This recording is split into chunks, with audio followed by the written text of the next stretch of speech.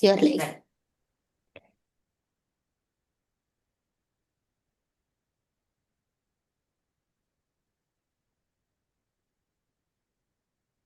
Good evening, everybody.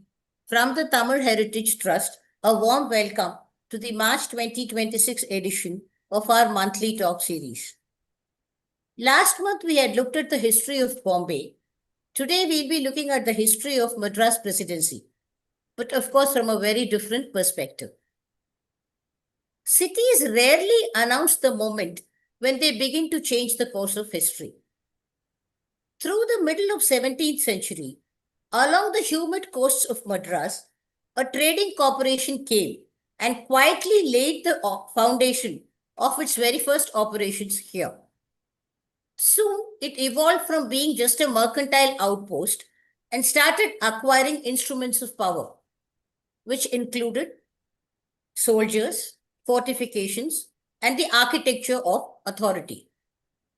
As the army of the East India Company began to grow and expand, commerce started yielding to command, and Madras itself was transformed from being just a coastal trading station into the hub or heart of administration of the Madras Presidency as a whole. Through this transformation, the language of power was expressed not just through policies, but through canvas, bricks, and stones. The paintings, sculptures, and buildings commissioned by the East India Company through the 17th and 18th centuries, both in Madras and London, give us a glimpse to understand this transformation of a trading corporation into a ruling power. In fact, these are not just objects of utility or aesthetics alone. They are visual documents of an ambition, a legitimacy, and an empire in the making. We have with us today DrJennifer, an art historian from UK, who will help us to understand the transition of East India Company into one of the major ruling powers of that time and how Madras itself formed the stage where this transformation unfolded. Through the critical lens of the artifacts and architecture commissioned by them. A very warm welcome to you, DrJennifer. Before we move on to the main program, I'd like to give you a brief introduction about Tamil Heritage Trust, which is our organization. Tamil Heritage Trust or Tamil Paramparya Arakattalai is an organization started almost 15 years back by a group of like-minded people with the explicit objectives of understanding, appreciating, disseminating, and celebrating information related to India's rich history and heritage, not just for the benefit of the academic and scholarly minded, but the average enthusiastic public as well. Towards this end, THT conducts programs throughout the year. Chief amongst these are our talks and seminars. Our flagship event is, of course, the monthly Heritage Talk series, which we have continued to conduct uninterrupted for almost 15 years now. Then we have the Indology Festival, which is an annual online event conducted in the month of June, which is more scholarly in nature. Across 6 days, 12 experts come together to analyze any particular topic from various aspects. Pechi Kacheri, the other important event of ours, is an in-person event conducted in the month of December to coincide and collaborate with the Margari Isai Kacheris of Chennai. Last December, our Pechi Kacheri was called Deva Tamil, the story of Nayanmars and Alvars, and here's the YouTube link for all the talks which were conducted at that time. Apart from our talks and seminars from THT, we also have various workshops. We have one-day workshops called How to See a Temple, How to See a Museum, etc., which are conducted in 2 sessions. The forenoon session has a series of lectures, and in the afternoon, there is practical demonstration by taking them to an actual site. Then we have classroom sessions on and off on a variety of topics like Pallava Grantham script, ancient Indian astronomy, ancient Indian mathematics, etc., where anyone can register and participate. Alama Ravai It's another initiative which is meant for the school teachers of Tamil Nadu. We engage with them over a series of sessions, the idea being that they take these back to their students, thus further spreading awareness. Docent training is another initiative of ours, and we have completed 3 versions of the same. Here, a training is given to prepare docents to present historical sites and heritage monuments in a professional manner to an enthusiastic audience. Site Seminar, another initiative of ours, is largely in-house and meant for self-education and self-enhancement. Every year, we zero in upon a particular site in India, and for several weeks, our volunteers study the same in detail. We have a number of in-house seminars, and then armed with all this knowledge, we go and visit the site and try and have an immersive experience. The site seminar of 2026 in the last week of January was to 2 places in Andhra, Vijayawada and Vizag, and areas in and around there. Apart from this, from THT, we have also instituted 2 awards for individual contributions. The first award is named after our co-founder and called THT Professor S. Swaminathan Heritage Award. It is given for individual contribution in the field of Indian history and heritage. The winner of this award in 2024 was independent historian Falak Chowdhury from Mumbai. The other award that we give is called V. Venkaya Epigraphy Award. Named after V. Venkaya, who was the first official Indian epigraphist, this award has been instituted by Miss Sunita Madhavan, his great-granddaughter. THT has been entrusted with the responsibility of administering this award. The winner for 2025 was senior epigraphist Srinivas Padigar from Karnataka. We have a YouTube channel where you can find links to all our talks. Kindly subscribe and click on the bell icon to receive notifications. The link for today's talk will also be available here. These are our social media handles, website, Facebook, Twitter. This is our mailing address. You can mail us here to join our mailing list, or if you want to contribute to any of our activities in a voluntary capacity. We are a voluntary organization. We do not have any dedicated financial backing, so any kind of financial contributions will be welcome. You can use this QR code or ID to contribute generously, and the same will be appreciated. That in a nutshell was about Tamil Heritage Trust. Now moving on to today's talk. Empires are not built by armies and treatises alone. They are also shaped by images and ideas that make authority appear natural and inevitable. In the mid-17th century, the East India Company established its first ever military base at Madras. As its army grew, the company developed into a political power. This illustrated talk examines artworks and buildings that the East India Company commissioned in the 17th and 18th centuries, both at Madras and in London, which charts this transformation. These paintings, sculptures, and buildings provide a unique framework to understand not just the ascendance of British power in India, but also give us a glimpse into the history of the Madras Presidency. A little bit about the speaker. DrJennifer House is a UK-based art historian who writes about South Asia and colonialism. Her work connects archival sources with art to narrate new approaches to colonial history. Her most recent book, The Art of a Corporation, examines the East India Company through the lens of paintings, sculptures, and buildings in London. I now invite DrJennifer to take over the screen and deliver her lecture. Once again, a very warm welcome to you. Thank you for your warm welcome, Gauri. Here, let me just see if I can get my slides up.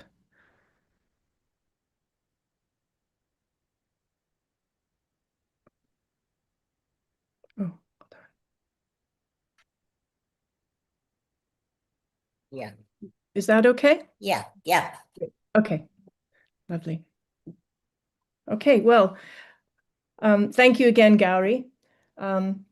As said in your introduction, in this talk, I will use artworks in London to discuss what the East India Company was doing in Madras and southern India, mainly in the 18th century. These artworks provide an unusual framework for understanding the company's activities. I'm a UK-based art historian who writes about South Asia and colonialism. My work connects archival sources with art to examine colonial history in new ways.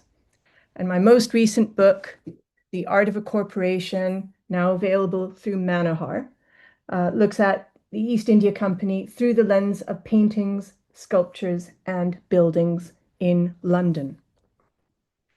So in this title slide, the picture on the top right is a seascape that the East India Company commissioned for display inside its headquarters, East India House in London.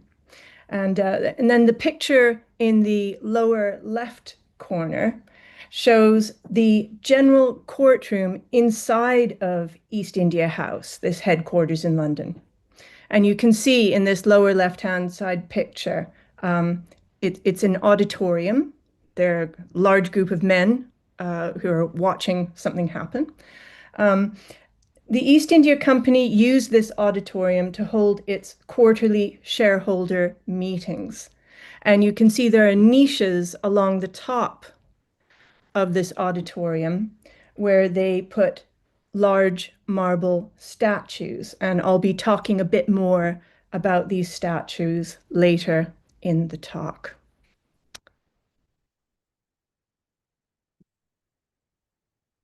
These days, when we talk about British art and the East India Company, we're usually referring to pictures by Thomas and William Daniel. Their voluminous printed series, Oriental Scenery, made in the late 18th century, is seen as an important record of British activity on the subcontinent. So in this picture, on the left-hand side, there's an aquatint from Oriental Scenery, which shows Government House inside Fort St. George, Madras. And there's this absolutely massive flag you can't fail to notice. So this flag was important for communication. It was a way to signal to incoming East India Company ships that they had reached their destination. Then on the right-hand side, I've put a picture of an oil painting by Thomas Daniel. It shows one of the rathas at Mahabalipuram. And this painting was exhibited in the Royal Academy in London after it was painted in about 1798. But today, this painting is in India. It's owned by the Delhi Art Gallery, the DAG. And I wrote an article about it in their recent Iconic 5 catalog. The East India Company never purchased or commissioned any paintings by the Daniels, so I won't be talking about them today. I'm going to focus on 3 sets of artworks chronologically to establish, well, they were made between 1730 and 1773, and these 3 sets of artworks were all displayed in distinct locations inside East India House in London. And by looking at them chronologically and establishing their locations within East India House, I'm hoping to plot some of the major changes to the East India Company's operations in the 18th century. You can use them to trace the company's transformation from a mercantile business to a military power.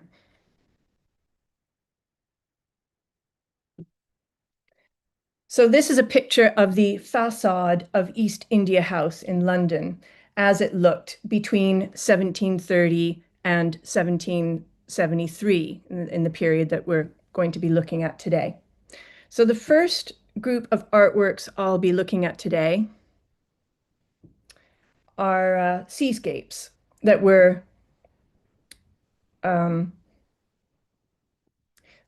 they were painted for the East India Company, commissioned around 1728 and completed in 1730.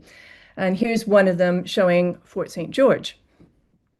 Then the next set of artworks that I'll be looking at are these marble statues. So there were 3 marble statues that were commissioned in 1760 and finished in 1764. And the one I'm showing you here is of Robert Clive wearing Roman military dress.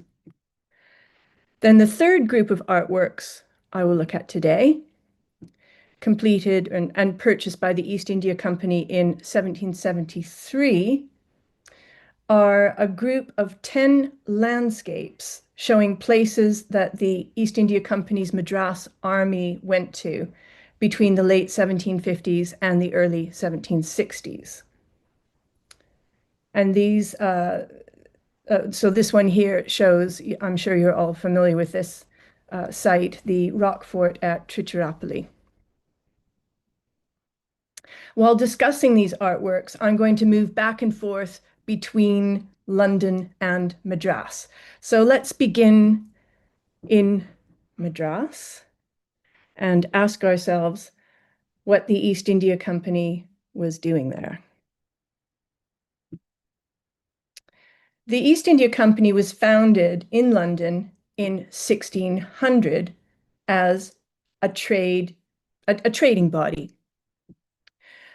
It set up numerous trading posts known as factories at coastal locations in Asia. In its early years, these locations included Surat, Machilipatnam, and Madras. The East India Company sent men, known as factors, to Asia to run these factories. They arrived in Asia dressed in unsuitable European clothes and with no knowledge of the places they had been sent to. Their European habits were unhygienic and would have aggravated health problems. For example, coming from a cold, damp part of the world, they rarely bathed, and that was a problem. A factor's survival depended on him adapting to new ways of life, learning new languages, and adopting new ways of conducting business. This picture here, titled A Prospect of Fort St. George, was made sometime between 1698 and 1709. The East India Company finished constructing this stone fortress in 1644. And it was completed on St. George's Day, or so the story goes, so they named it Fort St. George. There's a common misconception that before the East India Company arrived, Madras was a sleepy, unimportant fishing village. But this, of course, was not the case. Before the establishment of Fort St. George, there were other traders at Madras. The company's factors at Fort St. George made use of the pre-existing systems and customs of trade. So to give one example, in this picture, you can see there are many small boats on this beach in front of the fort. And then on the water, there are these tall ships.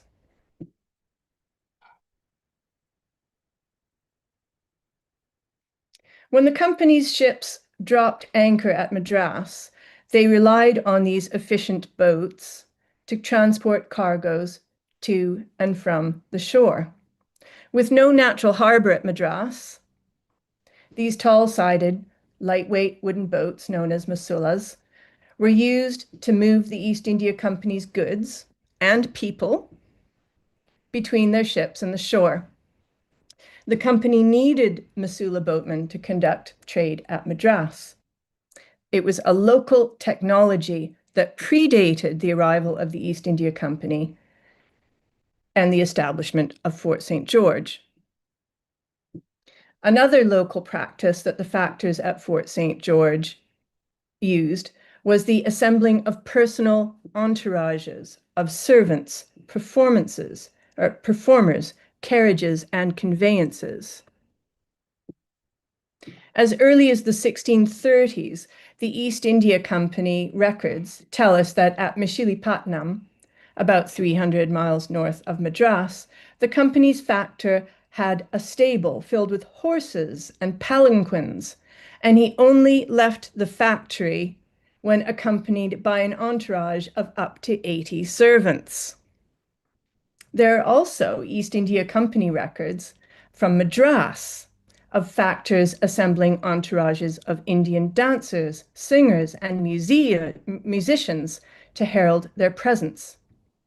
In 1727, it was recorded that the English traveled in procession through Fort St. George with, and I quote, dancing girls with the country music. I understand that today there are merchant communities at Chennai who still have processions along the oldest streets of the city. This is something I've only read about in the work of Madison Mines, but I'd be very interested to hear after the talk if any of you know about these processions.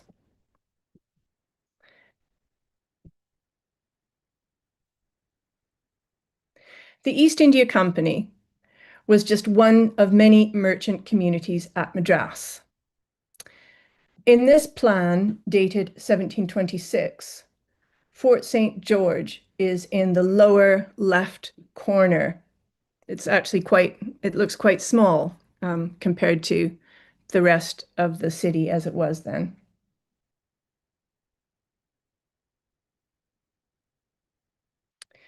And the areas to the north of the fort were where Jewish, Armenian, and Portuguese communities lived. The map also names several Tamil merchant communities. One road near the seafront is named after the Komati Chettiars. And there's a market area on the shoreline that's called Mutailpeta on the map. I'm wondering if this has to do with the Mutaya Chettiar community. In the East India Company's records from Madras, the Biri, Balija, and Komati Chettiars are all named as important contacts. The East India Company's operations at Madras depended on these other merchant communities as intermediaries and advisors. And of course, this is common sense, isn't it? If you want to run a business in an unfamiliar place, the thing you need to do is build a network, make contacts.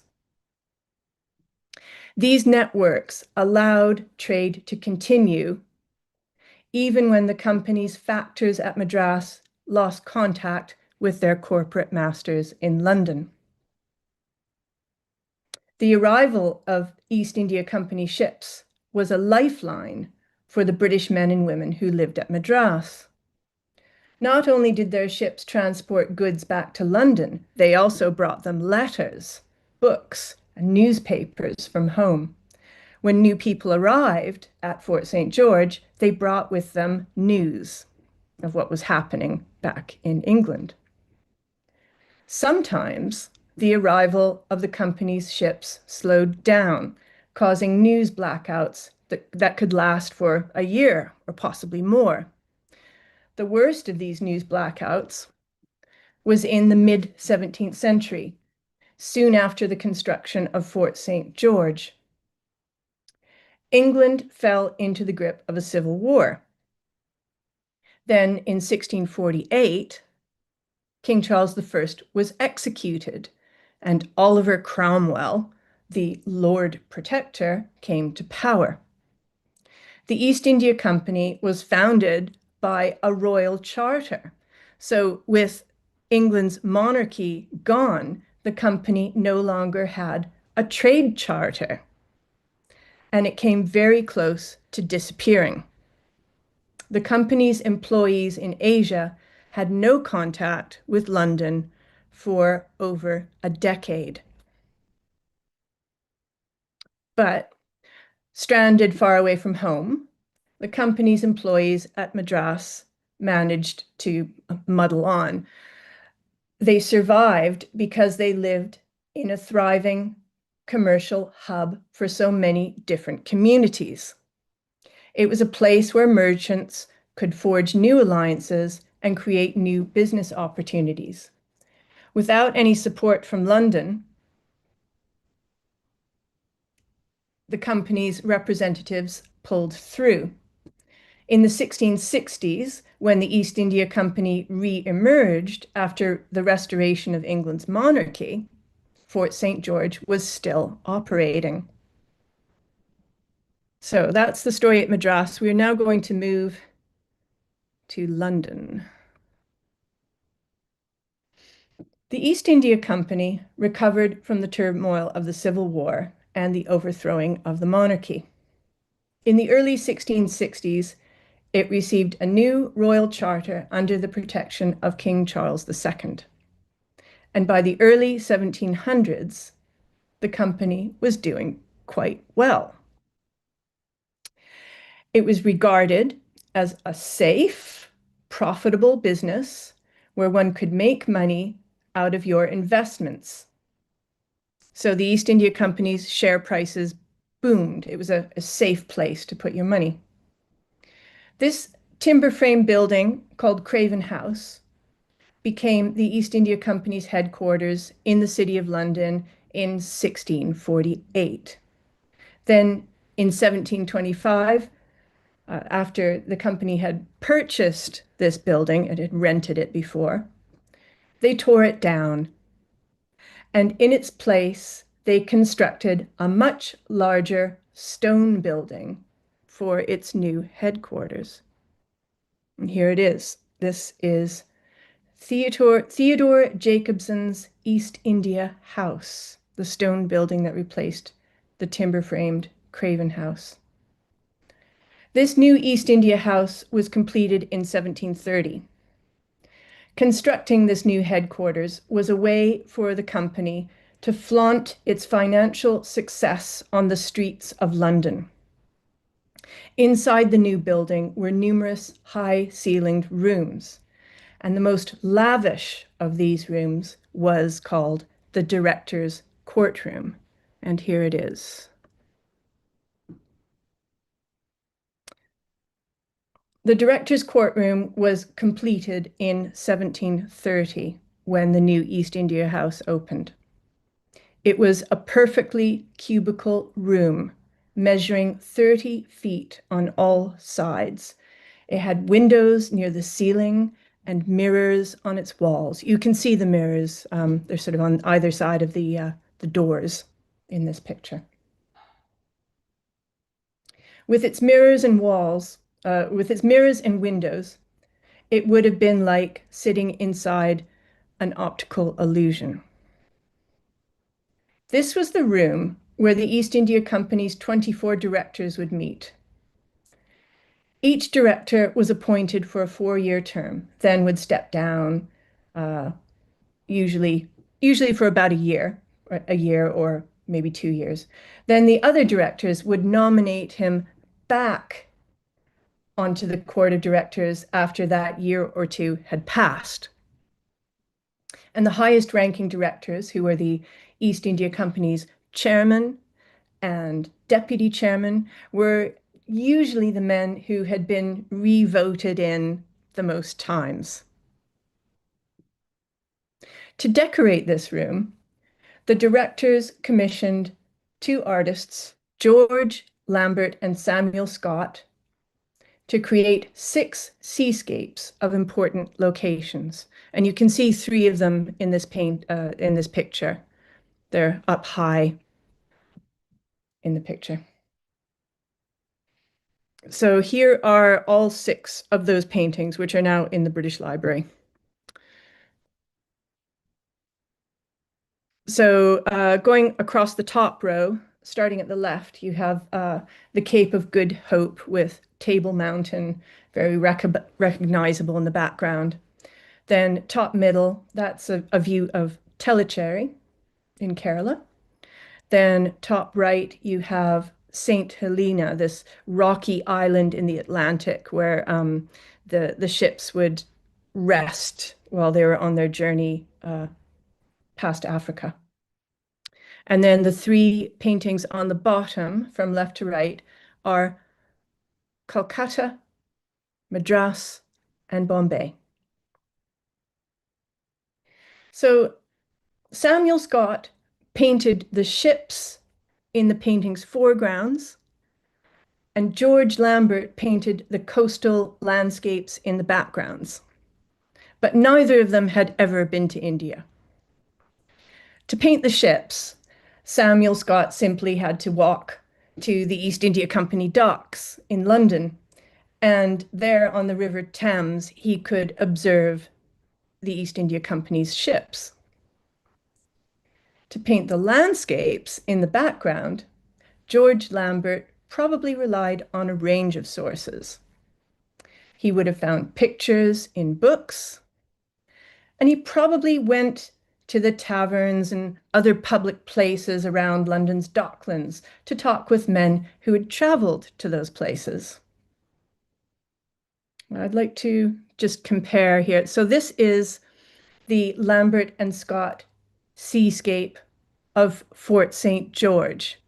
And just to show you what he was doing, I want to show you in front the prospect of Fort St. George picture, which I showed you earlier.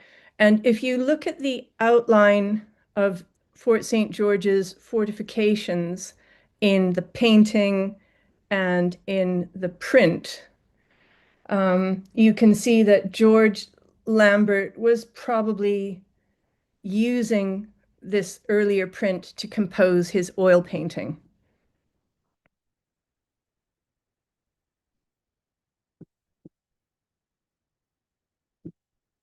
The six seascapes went into the new, perfectly proportioned director's courtroom at the center of East India House. It was a room designed to reflect order and rationality in the center of the City of London, the financial heart of Britain.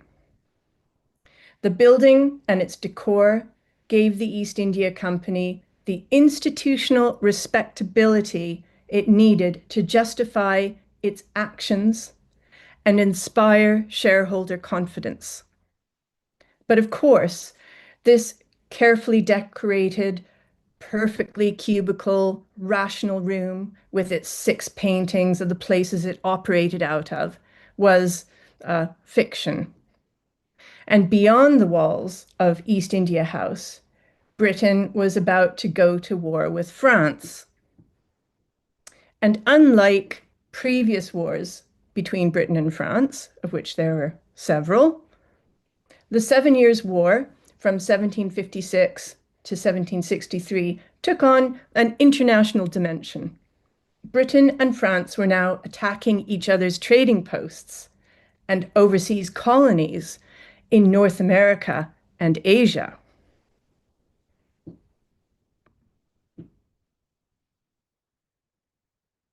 This brings us to the second set of artworks. They were marble statues of British military leaders in India. When the French attacked Madras in 1746, the East India Company responded by establishing a mercenary army at Madras, or not at Madras, at Fort St. David. They appointed Major General Stringer Lawrence, pictured here, this is his marble statue, to travel to Fort St. David, now Cuddalore. The fort was demolished. And there, Stringer Lawrence set up a new army. He became the East India Company's first commander-in-chief. Most of the Madras Army's soldiers were Indian men who we know as sepoys. Stringer Lawrence enlisted British men to command the sepoy troops. Many of them had trained at British military schools, while some of them, such as Robert Clive, were young men who came to India as administrators and then made this sideways step into the company's new army. Robert Clive, pictured here on the right, became Stringer Lawrence's protege, and he rose swiftly within the new army's ranks. In December 1756, at the age of 31, Robert Clive succeeded Stringer Lawrence as the commander-in-chief of the East India Company's army. Clive moved to Kolkata in 1757 and commanded the company's troops at the Battle of Plassey. Immediately after this victory for the company, the Nawab of Bengal was captured and executed. And then all kinds of shenanigans happened at Bengal. The company's actions in Bengal were immediately followed by the threat of French invasions in the south. The French Navy destroyed Fort St. David at Cuddalore in May 1758 and was posturing to retake Madras. And Robert Clive, well, he was instructed to return to Madras to do something about this, but he wouldn't go. Probably because he was too busy amassing a personal fortune at Bengal. Instead, Vice Admiral George Pocock, pictured here on the left, the commander of the King's Navy in the East Indies, sailed south in September of 1759. He defeated the French Navy on the Coromandel coast, and Pocock's success was hailed as ending the struggle against the French. In the summer of 1760, the actions of Lawrence, Clive, and Pocock were all being celebrated by the East India Company. Their accumulated actions had driven the French out of India and consolidated the East India Company's control.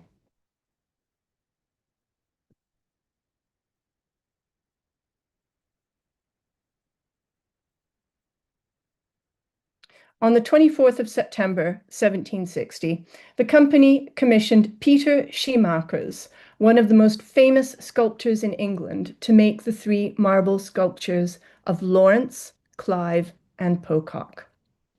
The statues were finished in 1764 and were positioned inside the general courtroom of East India House, inside the high niches at the front of the room. And you can see them in these three front niches.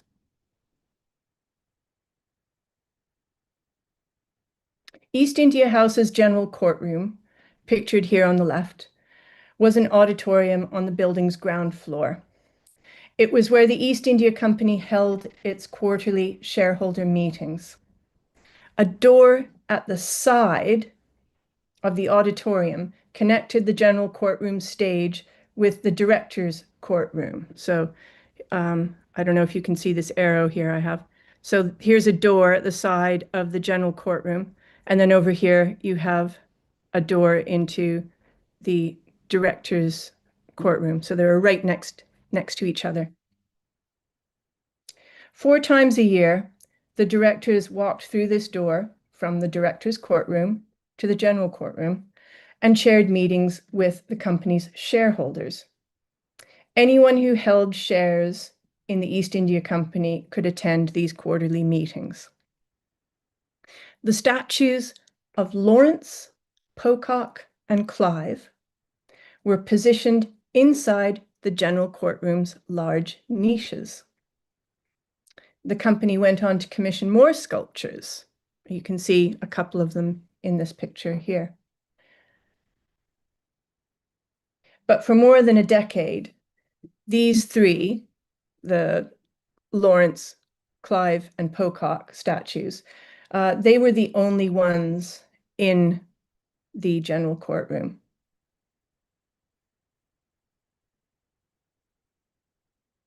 and they stared down at the company's shareholders during these busy meetings. The statues were a reminder to the shareholders of how the East India Company's mercantile dominance was achieved.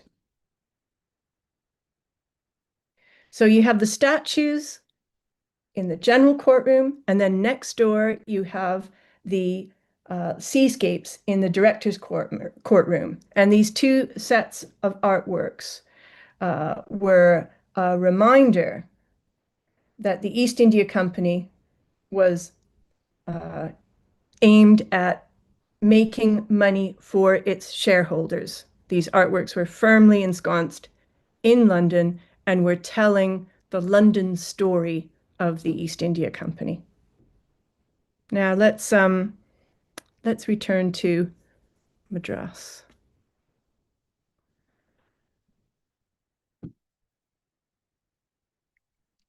This map of Madras, made in the 1750s, shows the city's spread after the East India Company's army was founded.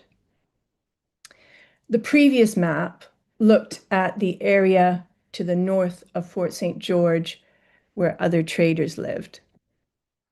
This map charts the city's expansion more to the south, to this area around here. The area known as the island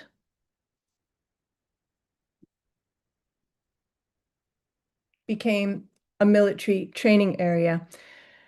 And I believe it is still a military training area today, but please let me know if that's correct or not after the talk. Further inland, the East India Company's sepoy soldiers built their homes. And then to reach the island, their place of work, there were roads and bridges from these settlements. And then further to the south, on the other side of the river, you have Triplicane, which became a popular place for the British to build large garden houses. It was also where the Nawab of Arcot constructed Chepak Palace in the 1760s. The Nawab of Arcot, Muhammad Ali Khan, was the company's ally during the wars with the French in the 1750s and 60s. He now found himself completely entwined in the East India Company's activities, and the company eventually unseated him and took control of Arcot.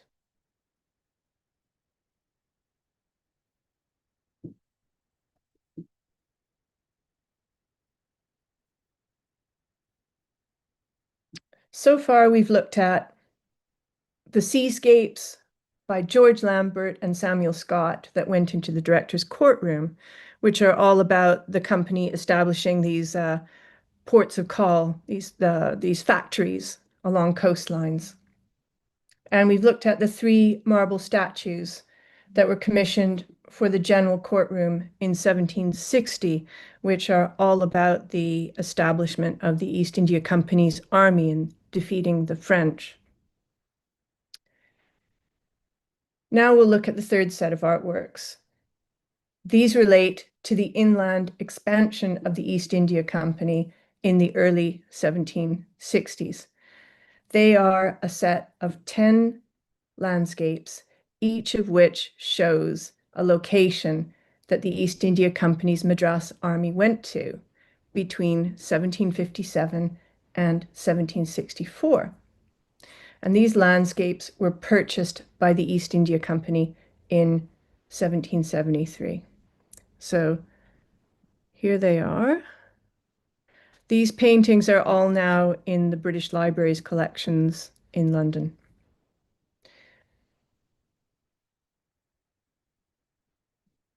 Now, the reason we know that these all show inland locations that the Madras Army went to is because they were all painted by a soldier who served in the Madras Army between 1757 and 1764.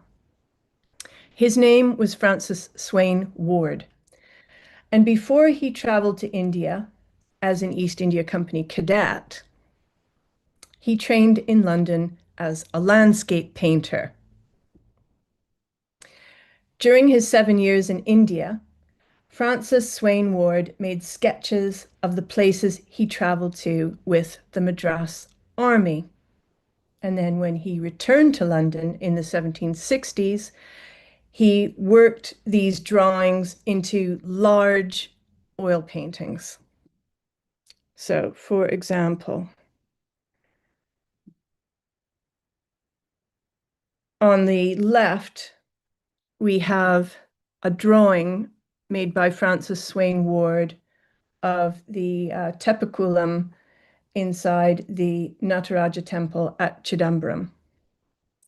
And then on the right, we have the oil painting, which he made at London based on his drawing.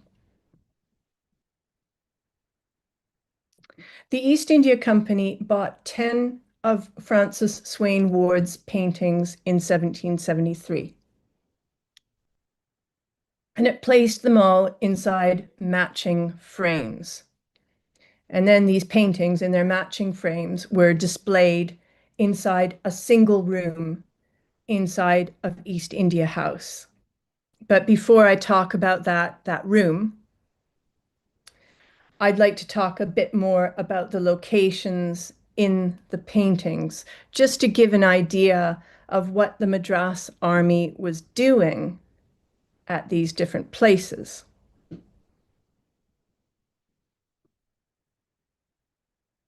So let's start with these two paintings. The painting on the left, which I showed you earlier, shows the famous rock fort at Tiruchirappalli.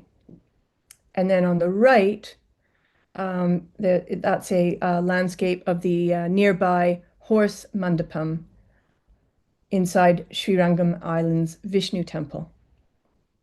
So these two sites are on the River Kaveri at the same place, and that area, with all its adjacent countryside around Trichy, was occupied by French troops between 1752 and 1758. And throughout this period, the British and the French fought to control this countryside, this area of the countryside. So the reason that area was so important was, well, it was partially, you have the Kaveri River, which was an important supply route for the armies, for both respective armies. And there were also roads that ran through Trichy from north to south. So if you controlled Trichy and the surrounding countryside, then you controlled communications, you controlled a much vaster area. Then in 1758, the French retreated from Trichy, but it remained afterwards an important base for the East India Company's army.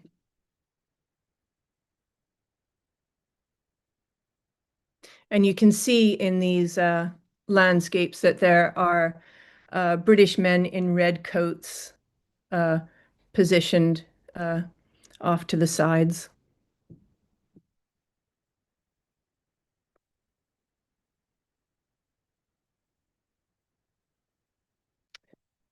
Some of Francis Swain Ward's paintings show choltries. Choltries like these, designed for, of course, for temple pilgrims, were used by the East India Company's troops as rest stops. They were shady, open-sided structures positioned along busy roads. So they were welcome places to avoid the afternoon heat. One account, written in 1760, describes choltries as offering, and I quote, "good shelter for the men and stores." So where were these chultries? Well, the rocky landscape behind the chultry on the left suggests that maybe it was somewhere near Vellore. You get these really sort of jagged, rocky outcrops around there, don't you? Um, the painting on the right, I'm not sure where that was painted.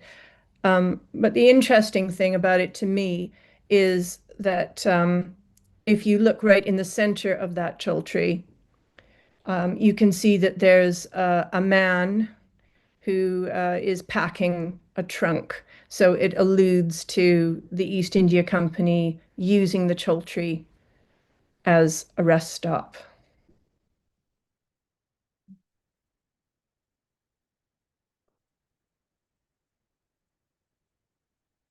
So on the right of this slide is the painting uh, of the this curious rock formation at Viralimalai to the south of Trichy, which is on the main road to Pudukkottai. The Tondaman struck an alliance with the East India Company during the war with the French and allowed supplies to travel from Pudukkottai to the East India Company's army in Trichy. So it became, so this was an important stop. And I once traveled on a bus from Pudukkottai to Trichy, and there's a massive bus stop right in front of Viralimalai, this curious rock formation. So it's still on the main road to Pudukkottai town. Then the painting on the left, which we looked at briefly already alongside the sketch, um, shows the tank inside Chidambaram's Nataraja temple. And so why was this important to the British? Well, in 1760, there were French troops at Chidambaram, and then the East India Company arrived, their army arrived, and overwhelmed the French. So the French unfortunately retreated inside the temple. And to force them out, the British fired two 18-pounder guns, which they're basically small cannons that you have to have on gun carriages, wooden gun carriages. And they fired them into the Nataraja temple to get the French to leave.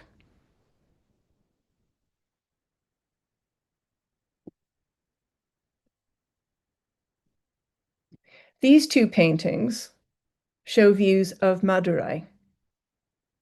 The one on the left is a view of the city from the southeast, where the company's troops took position in 1764. So you can actually see this battle line. There's like a muddy wall kind of thing with people standing behind it.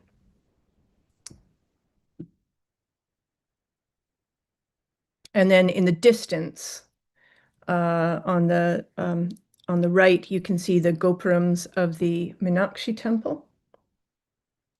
And then you can also see over to the left the outline of the Nayak Palace complex. And then the painting on the right shows Madurai's large tepakulam in the evening, and it depicts it as a place of leisure where people would go for a stroll. You have both Indian and British men who are wandering about. And these paintings, all these Swain Ward paintings were publicly exhibited in London before the East India Company purchased them. These predate landscapes by William Hodges, Thomas and William Daniel, by a couple of decades. So they were the first paintings of landscapes of India to be exhibited in London, which were actually by a person who had been to India. They were quite an important thing at their time.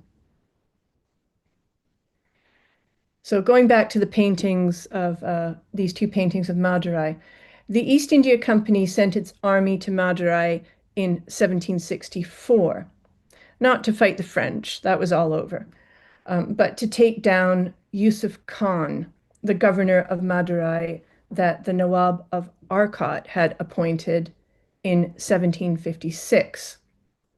Yusuf Khan had stopped communicating with his masters, and the East India Company regarded this inaction as a rebellion. So it sent out its troops. Madurai was captured by the company's army, and Yusuf Khan was captured and executed. So while at Madurai in 1764, Francis Swain Ward, the artist of the paintings, was discharged from the East India Company's army after organizing a rebellion of his own.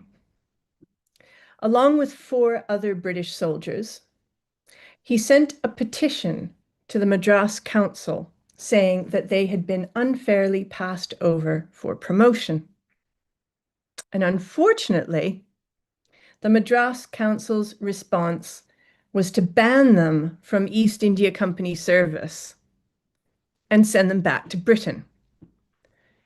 So Francis Swain Ward arrived back in Britain in December 1764 at the age of 30 with his sketches of the places he'd been to with the Madras Army. And he spent the next 8 years or so turning those sketches and studies that he'd collected in India into large oil paintings. While his paintings were being exhibited in London, he repeatedly petitioned the company's directors at East India House and told them that he had been unfairly dismissed. His paintings were of interest to the British public and were very successfully exhibited. And by 1772, the East India Company he'd caught the attention of the East India Company, and the East India Company decided to reinstate Francis Swain Ward into the Madras Army. And they purchased 10 of his paintings.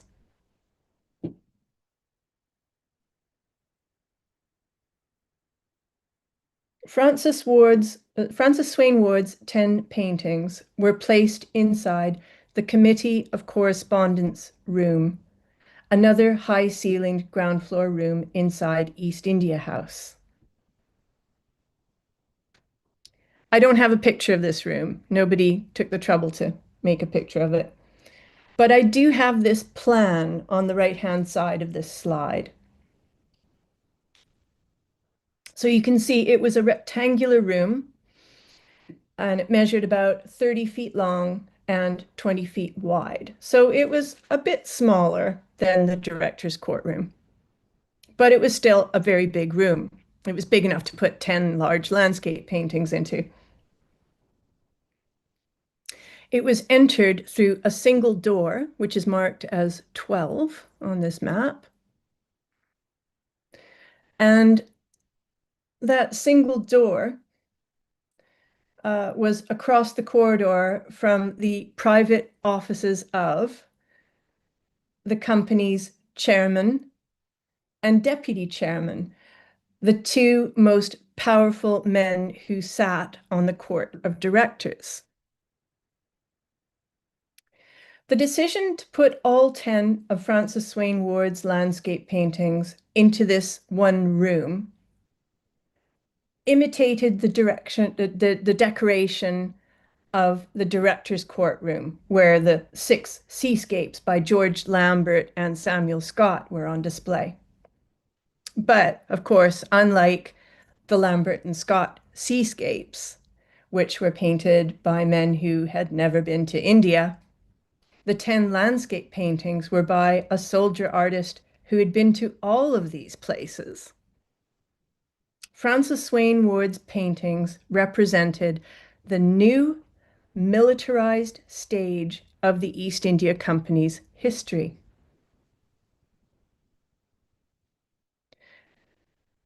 With its mercenary army, the East India Company was becoming an imperial power in its own right.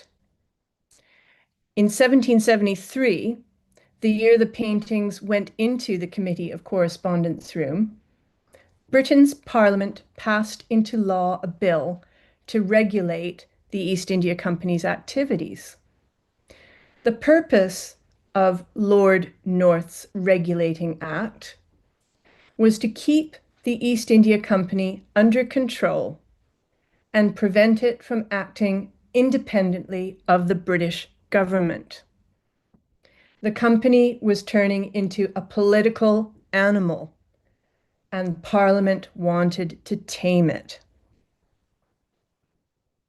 So the Committee of Correspondence Room, what was it used for? As its name suggests, it was where the company's correspondence to India was drafted.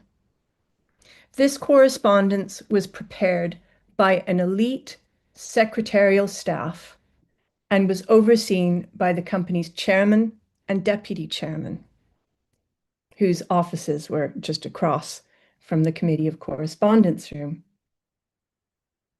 Now, as for this secretarial staff, I'm sure you've heard of James Mill before.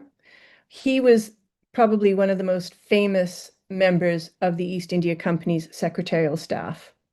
And he described in one of his writings the Committee of Correspondence as, and I quote here, a master of facts scattered in a most voluminous correspondence. So the Committee of Correspondence controlled the minutiae of the company's operations. It allowed the East India Company to retain a kernel of independence from the British government.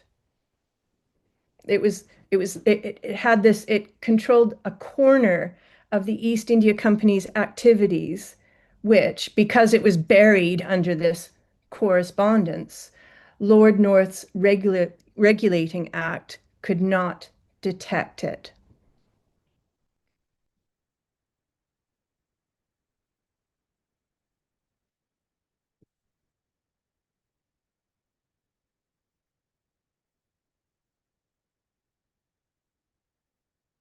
Francis Swain Ward's landscapes were reminders of the company's actions before Lord North's Regulating Act was imposed upon them.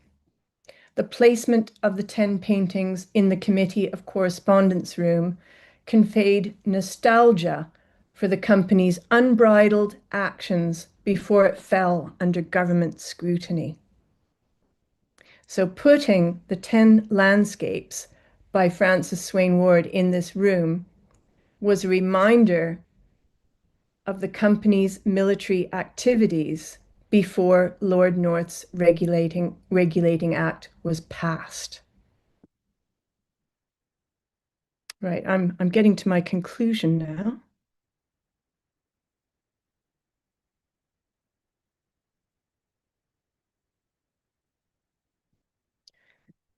In 1730, the East India Company was a trading company. By 1773, it had become a political power that Britain's Parliament was determined to tame. During this 43-year period, the East India Company went through innumerable changes. Many of these changes are reflected in the 3 groups of artworks discussed here. So I'm showing you here a plan of East India House that was made in 1806. So it's a bit later than what we want to look at because in the 1790s, East India House underwent a major renovation. But this renovation mainly happened at the front of the building. So further back, the building was completely untouched. So I've drawn this red line to indicate the area that was constructed in the time frame we're interested in. So, and here's the facade as it would have been along this little strip of Leadenhall Street here. So that was the front of East India House during the time we're interested in.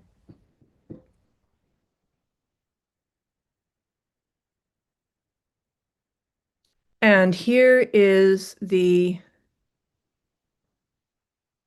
that's the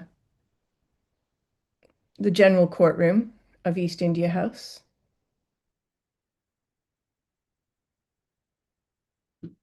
And right, so there's what it looked like, and that's where it was positioned within the building. Then here is the location of the director's courtroom. So you can see they're connected to each other. There's that door that goes from the general courtroom to the director's courtroom. And here's what that looked like. And then finally, this rectangle down here shows the location of the Committee of Correspondence room with the offices of the chairman and the assistant chairman across the corridor from it. So all three of these rooms were on the ground floor of East India House, and that it's where the choicest, the most spectacular artworks were displayed. So in total, I've looked at, sorry, what have I done? So in total, I've looked at 19 artworks in this talk. There were the 6 seascapes of places that were important to the East India Company's maritime trade before it became a military power, which were completed in 1730. And then there are the 3 marble statues of men whose careers in India were linked with the founding of the East India Company's mercenary army. And those were commissioned in 1760 and completed in 1764. And then finally, there were these 10 landscapes of inland locations that the company's Madras army traveled to, showing the geographical spread of its military actions. A geographical spread, which I might add, alarmed Britain's Parliament. So all of these artworks were displayed inside this one building in London, where they functioned as propaganda, telling the East India Company's version of its history.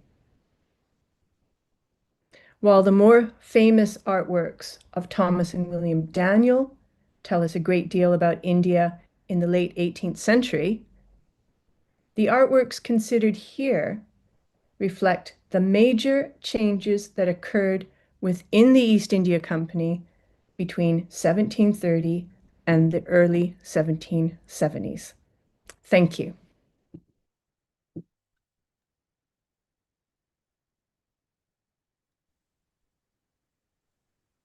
Thank you, Dr. Jennifer. Give us a moment while we step into. Yeah, that was a very insightful lecture and gave us a detailed account of the artwork and a lot of thoughts to think over, I think. Kishore Mahadevan will be moderating the question answer session. He'll be handling both any questions that are there on the YouTube and a few questions of his own and my own. Okay. Thank you, Gauri. To summarize, you talk about a total of 19 art pieces in 3 different stages. The first one the six seascapes when the East India Company is largely a mercantile trading organization. And then the phase two is the three sculptures of men who were largely responsible for increasing the military might of the East India Company. And then you've got these 10 landscapes when the East India Company's military might actually increases. So in a sense, through those 80, 90 years, it also reflects three different periods of the evolution of the East India Company, right? So I think that is pretty significant in terms of what you pick through the three. A very elementary question, perhaps to start with. The 10 landscapes, you mentioned that they are located in the British Library collection, London. I don't know if we spoke about the sculptures. Where are they located currently?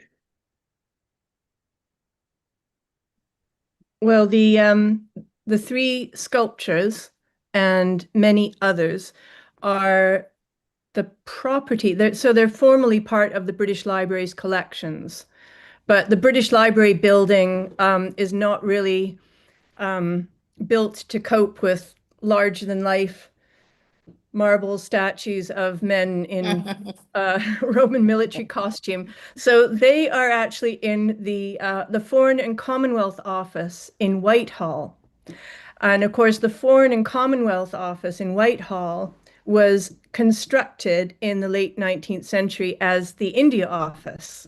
So after East India House was torn down in 1862, its core functions were absorbed into the British state. And so, this building, the India Office, was constructed in Whitehall. And so it was part of Britain's government, the India Office. And so the statues, such as the ones of Robert Clive, Stringer Lawrence, and George Pocock, were moved to this new building. And in the new building, they constructed spaces which were specifically for those statues and others. And so it kind of didn't make that much sense for the statues to be moved to the British Library, because actually they've been in that building, the Foreign Office, formerly the India Office, for 150 years. So that's where they are. And how about the seascapes? The seascapes are in the British Library. Okay, so the landscapes and the seascapes are in the British Library. Yeah. And then you've got the three sculptures at Whitehall. Yes, although they're technically part of the British Library's collection, all of those artworks, yes. Okay. Hemant has a question. Were there any art forms commissioned by the East India Company, but drawn by local artists or cartographers? Yeah. If yes, do we see a difference in their styles? Yes. Well, we're talking about something that, it's commonly known as company painting. Paintings by Indian artists for an East India Company audience.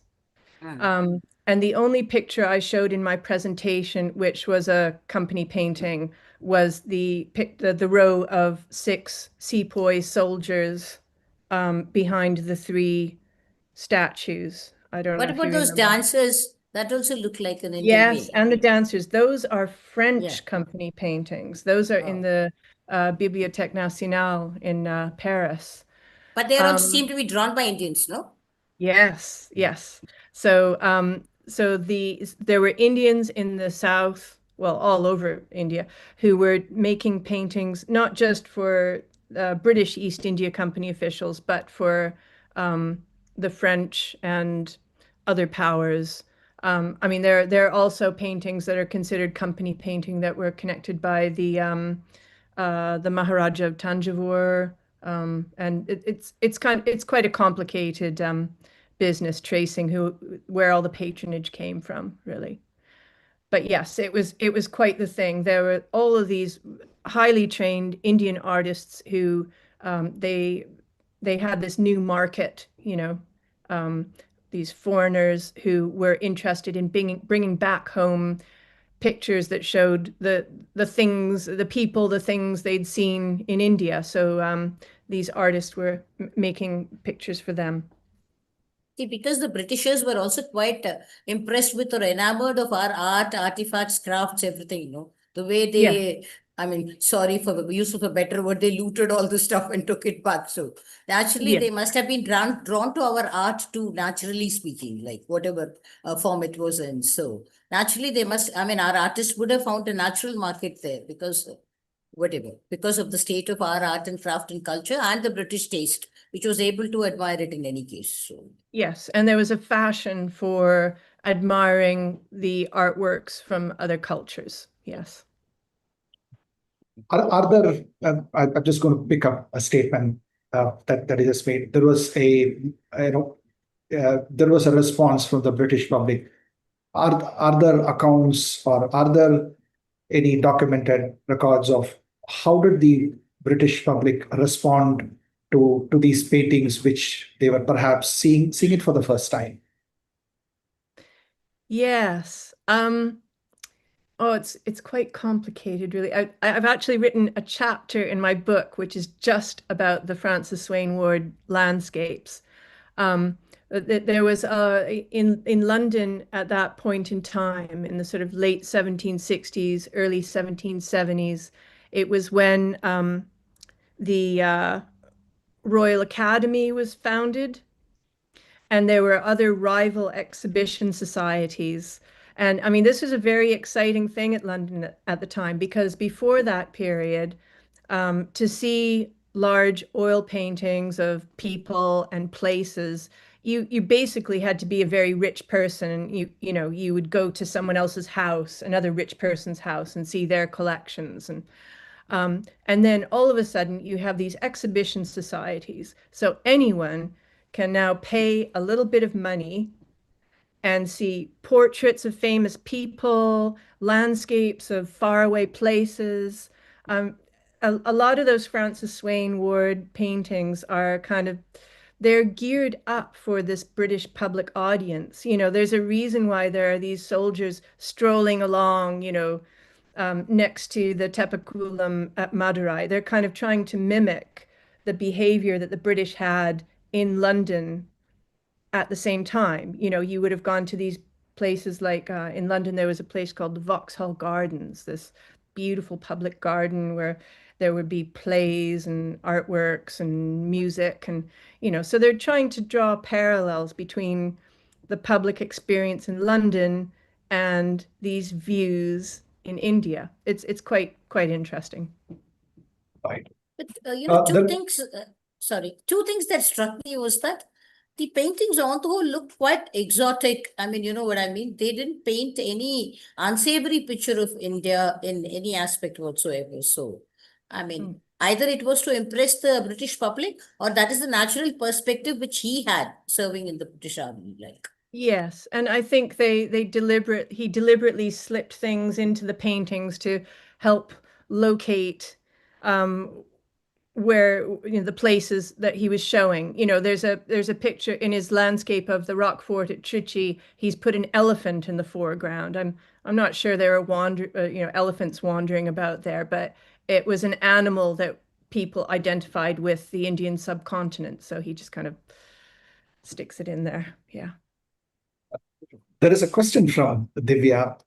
In your opinion, what was the role played by the aesthetic in these paintings? I believe what she is referring to is, did the aesthetic in these paintings shape the painting aesthetic of that times, or what was this inspired by? Oh, that's a good question. Well, as I said, there were these exhibition societies in London at that time. So I mean, people like Thomas and William Daniel, they studied painting at the Royal Academy. They were royal academicians. And likewise, in in England, in London, in the 18th century, there were these sort of received ways of painting and sculpting, which would go in and out of fashion. So, for example, in 1760, when the East India Company commissions the statues of Stringer Lawrence, Robert Clive, and George Pocock, it was suddenly very fashionable to show military men in Roman costume. It was a way of showing, oh, Britain, we've got an empire and, we're just like the Romans kind of thing.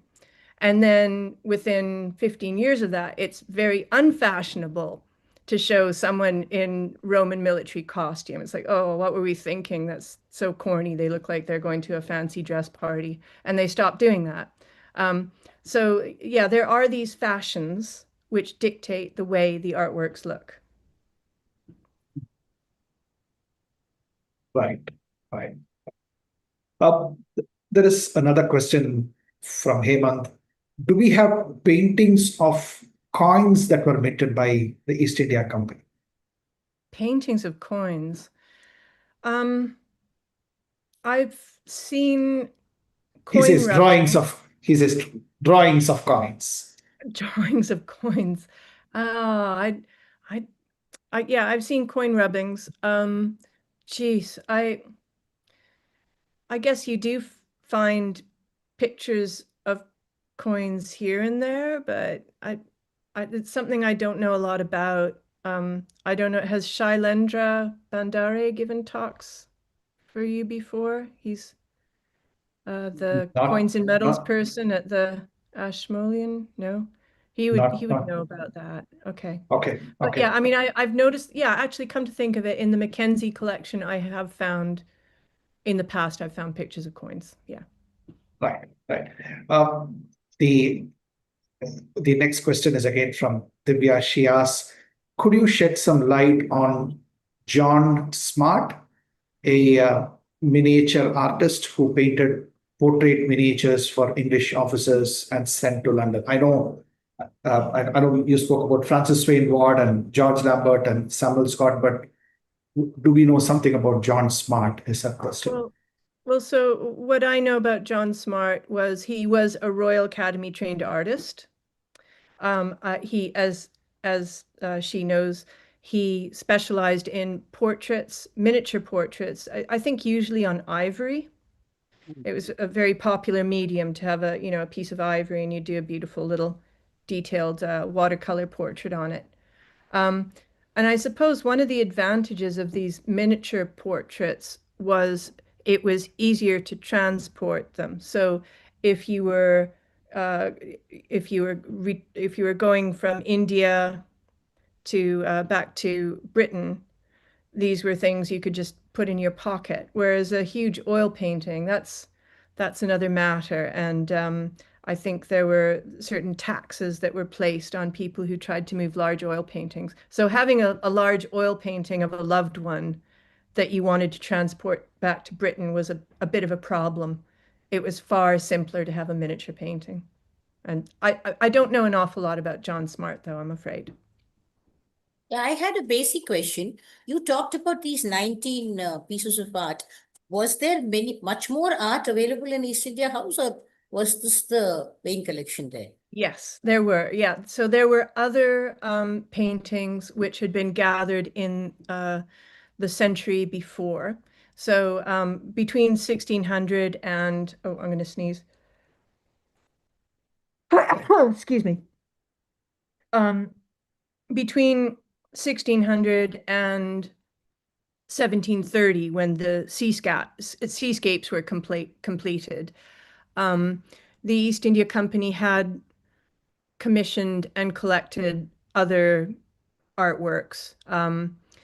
And it was possible for them to do that because they continuously inhabited these locations in the city of London. They were, I mean, they in the century before they were just renting spaces, but they were continually renting spaces. So there are some large oil paintings from there are a couple. There were three made in the 1620s. Only two of them survive, though. For example. But Yeah, they so there all were reflect India? I mean, do they also reflect India or? no, they don't. So Oh. let's see. So one of them is it shows a Polish man because in the 1620s, the East India Company was investigating an overland route through Europe to India, which passed through Poland. So that yeah, it's a bit complicated, but it's a Polish man. It had to do with his overland route. And then the other one, it relates to trade in Iran. It shows a trade ambassador of Shah Abbas of Persia from the 1620s who came to London. And then the third painting, which went missing, shows something that was called the Amboina Massacre, which you may or may not have heard of, which was there was an island, there's an island in Indonesia called Ambon, which they then called Amboina, where there were the East India Company set up a factory, and it was right next to a Dutch factory, and the Dutch, um, well, they basically killed a bunch of the English East India Company factors, and in London, it was decided to create a painting of this horrible thing that had happened, and it was meant to be a gruesome painting. It basically showed these Englishmen being tortured and killed by the Dutch, and it was a bit problematic because there were a lot of Dutch people living in London at the time. It generated a lot of hatred towards the Dutch community in London, and the king was worried that it would provoke that the East India Company showing this painting would provoke a war with the Dutch. So he arranged for one of his high-ranking envoys to swoop down on the East India Company and remove it. And then the painting vanished and was never seen again. Do we also have paintings from the period after until the middle of the 19th century when it transitions from the East India Company to the British Yes, I Raj? mean, the middle of the 19th century gets a bit complicated because then you have this museum which is established inside East India House, the India Museum. And so, I mean, they're still collecting and commissioning artworks. You know, they put a statue of the Duke of Wellington in the general courtroom in the 1850s, for example, early 1850s. And but they become much more focused on collecting objects for their museum, which is gradually taking over more and more of East India House. And that's when you have, sculptures from Sarnath, Amaravati, all these famous, archaeological Super, sites yeah. being sent over to London. Right, right. Gauri, do you have Yeah, any more I questions? mean, this doesn't really fall into the scope of this talk, but is there a parallel study possible of their architecture, which also commissioned by either East India Company or the British government, which also kind of reflects their position or ascendance to power in India? Um, Not that I know of. I've done a little bit of work. I've been playing with the idea of writing something about Raj Bhavan in Kolkata. Um, but that's a bit on the back burner. I'm I'm trying to write something about East India House in London right now, which just sort of squares up. So not about India, but about more the sort of the domestic situation in London with the East India Company's development. Um, yeah, I'm just trying to think in India. Um, I'm not familiar with any major studies of colonial buildings in India I mean, with aside this from perspective, Marg magazine special issues, maybe. Sorry? No, I said there are enough and more studies of colonial buildings in India, but with Okay. this perspective, that do they reflect this aspect? Like I'm sure whatever paintings you talked about also, there may be other studies of the same, but not looking with this eye, fresh insight, like this insight. So Oh, similarly, I right. was wondering if there is, I mean, I'm not saying if it is there, or is it even possible that such an insight might be there for architecture too, and perhaps Yeah, I should think needs to so. be. Yeah, I mean, what you need to find, or at least what I found when I was doing my research, is you occasionally come upon these accounts of, someone, a little article in a journal about, my visit to East India House in 1792 or whatever, describing what a person sees in these different rooms, and based on that, you can build up a picture of where artworks were displayed. But it's difficult. It's quite hit and miss. There are a lot of East India artworks that we know were in East India House, but we don't know exactly where they were displayed. Dr. Jennifer, you've written a book, The Art of a Corporation, on this very topic. What can you tell us about that? Well, here it is, shown sort of back to front, I think, in the Zoom screen.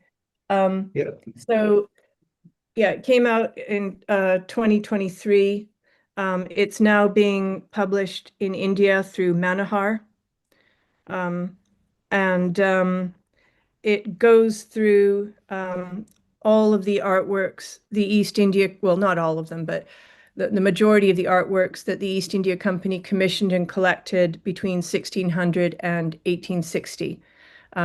And the reason I chose this topic was, well, I used to come to India quite a bit, and then as often happens, for a spell, I had family commitments which kept me in London, but I still wanted to research material that had to do with India and the East India Company. So I identified as many artworks as possible that are still in London today, which were in East India House. And that's what the book is about. And just looking at these artworks and asking, what they tell us about the East India Company and about its corporate image. Looking for untold stories from the archives. Yeah. Sure. That'll be interesting. Yeah. Thank you. This has been a very fascinating lecture. It's been quite a bit of learning for us.